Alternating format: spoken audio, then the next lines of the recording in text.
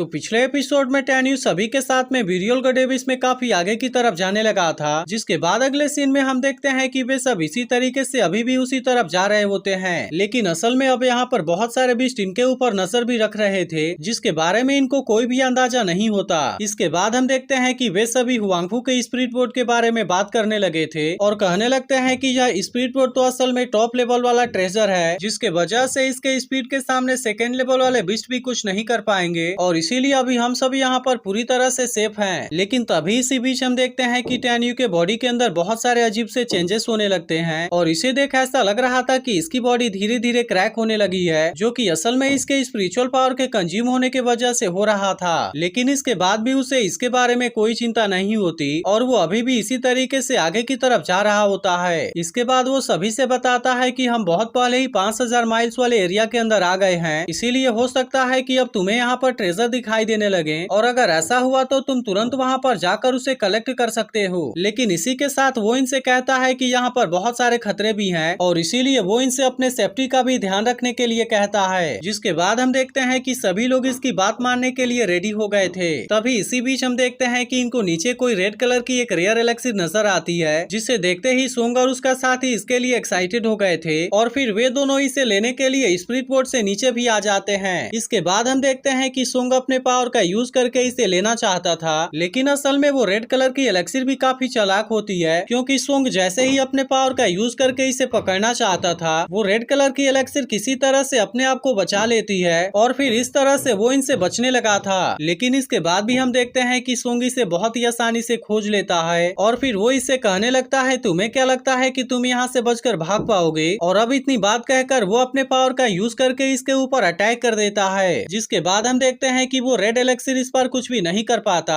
और फिर इस तरह से वे दोनों इसे बहुत ही आसानी से पकड़ लेते हैं। इसके बाद हम देखते हैं कि वे दोनों इस एलेक्सिर को लेकर फिर से स्पिरिट बोर्ड पर वापस आ गए थे और जब वे इसे बाकी लोगों को दिखाते हैं तो वे लोग भी इस बात से हैरान हो जाते हैं और कहने लगते हैं कि इसका स्पिरिचुअल इंटेलिजेंस भी डेवलप हो चुका है और असल में यह तो 3000 साल पुराना सुवान हुआ लिंग जी है। तभी यह सब देख गोंगसुन भी कहने लगती है कि अगर यहाँ पर इस तरह के रेयर एलेक्सिर हैं, तब इस बात से मुझे ऐसा लगता है कि यहाँ पर इसी ग्रेड के बहुत सारे मटेरियल्स भी होंगे, जिसके बारे में सुनकर हुआंगफू भी कहने लगता है कि यह बात तो पूरी तरह से सही है और मुझे भी ऐसा लगता है कि यहाँ पर हमें बहुत सारे ट्रेजर मिलेंगे। इसके बाद हम देखते हैं कि वे लोग फिर से यहाँ से आगे की तरफ जाने लगे थे, लेकिन अब इनके सामने यहाँ पर मिस्ट की एक मोटी सी लेयर आ गई थी। इसीलिए गोंगसुन टैन्यू से कहती है कि तुम यहाँ पर कुछ देर के लिए मेरा इंतजार करो और मैं तब तक इस एरिया को चेक करके वापस आती हूँ। जिसके बाद हम देखते हैं कि टैन्यू भी इसकी बात मानकर यहाँ पर रुक गया था और फिर गोंगसुन यहाँ से फ्लाई करते हुए इस एरिया को चेक करने के लिए निकल जाती है। लेकिन तभी इसी बीच हम देखते हैं कि इसके पीछे यहाँ पर बहुत सारे बिस्ट आ गए थे और अब वो इसे धीरे धीरे चारों तरफ से घेरने लगते हैं। तब इसके बारे में पता चलने पर टैन्यू को भी गोंगसुन की चिंता होने लगती है, इसीलिए वो दांतों से तुरंत वहाँ पर जाने के लिए कहता है। जिसके बाद हम देखते हैं कि दांतों इसकी बात मानकर तुरंत यहाँ से निकल गया था, लेकिन वहीं दूसरी तरफ वे बिस्ट अब गोंगसुन का पीछा करने लगे थे और इसीलिए वो अपनी जान बचाने के लिए वहाँ से भागने लगी थी। लेकिन तभी हम देखते हैं कि एक दूसरा बिस्ट अचानक से इसके सामने आ गया था, जो कि बिना देरी किए इसके ऊपर अटैक भी कर देता है। लेकिन गोंगसुन अब इसके अटैक से खुद को बचाने के लिए कुछ भी नहीं कर पाती और फिर इस तरह से वो जख्मी होकर नीचे गिर जाती है। जिसके बाद हम देखते हैं कि गोंगसुन अब इनके बीच में बहुत ही बुरे तरीके से फंस गई थी, क्योंकि उन सभी बिस्ट ने इसको चारों तरफ से घेर लिया था और इसी के साथ साथ वे इसके ऊपर अटैक करने के लिए रेडी भी हो गए थे।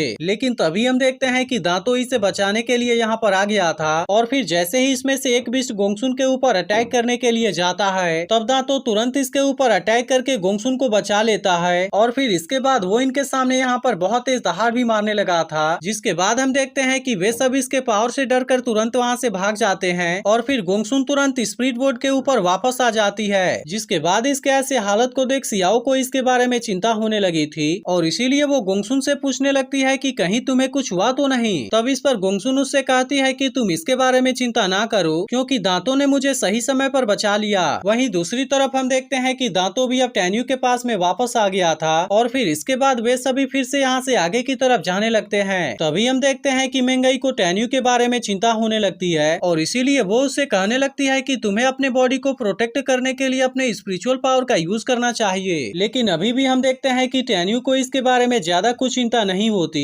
इसीलिए वो मेंगई से कहता है कि मैं एबिस के सबसे डीप हिस्से में जाना चाहता हूँ और यही वजह है है कि मैं अभी अपने स्पिरिचुअल पावर को कंज्यूम नहीं कर सकता, जिसके बाद वो इनसे कहता है कि तुम इसके बारे में चिंता मत करो। लेकिन तभी हम देखते हैं कि बाकी लोगों को इस बारे में चिंता होने लगी थी और वो टेन्यू से कहने लगते हैं कि अभी तक तो हमारी आधी से ज्यादा स्पिरिचुअल पावर कंज्यूम हो गई है, इसीलिए अगर हम इसी तरह से यहाँ पर आगे की तरफ जाते रहे तो फिर ऐसा हो सकता है कि बाद में हमें यहाँ से निकलने का टाइम भी ना मिले। जिसके बाद हम देखते हैं कि इनकी ऐसी बात सुनकर टेन्यू स्पिरिट बोर्ड को तुरंत यहाँ पर रोक देता है, क्योंकि वो केवल अपने वजह से सभी के जान को खतरे में नहीं डालना चाहता था। जिसके बाद वो इनसे कहता है कि शायद अब तुम्हें तुरंत यहाँ से वापस चले जाना चाहिए, क्योंकि यहाँ से बाहर जाना ही तुम सभी के लिए सही होगा। तब इसकी ऐसी बात सुनकर इसमें से एक लड़का कहता है कि अगर हम यहाँ से वापस चले गए तो फिर मुझे ऐसा लगता है कि हमें इस बात का बहुत ज्यादा पछतावा होगा, लेकिन वैसे भी तो अब हम इसके बारे में ज्यादा कुछ नहीं कर सकते और इसीलिए अभी तक हमें जो कुछ भी मिला है केवल उसी को लेकर यहाँ से वापस जाना होगा। इसके बाद टेन्यू मेंगई जियान और सियाओ से कहता है कि यहाँ से वापस जाने में भी बहुत ज्यादा खतरा है, इसीलिए मैं चाहता हूँ कि तुम भी इनके साथ में जाओ। तब इसकी ऐसी बात सुनकर जियान उससे कहती है कि मैं अभी यहाँ से वापस नहीं जाना चाहती, बल्कि मैं तो यहाँ पर तुम्हारे साथ में रहना चाहती हूँ। लेकिन तभी हम देखते हैं कि मेंगई उसे ऐसा करने के लिए मना कर देती है और कहती है कि तुम्हें टेन्यू की बात मानकर यहाँ से वापस जाना ही होगा। इसके बाद टेन्यू से कहता है कि तुम इसके बारे में ज्यादा चिंता ना करो, क्योंकि मुझे यहाँ पर जो भी ट्रेजर मिलेंगे मैं उसे तुम्हारे साथ में शेयर जरूर करूंगा।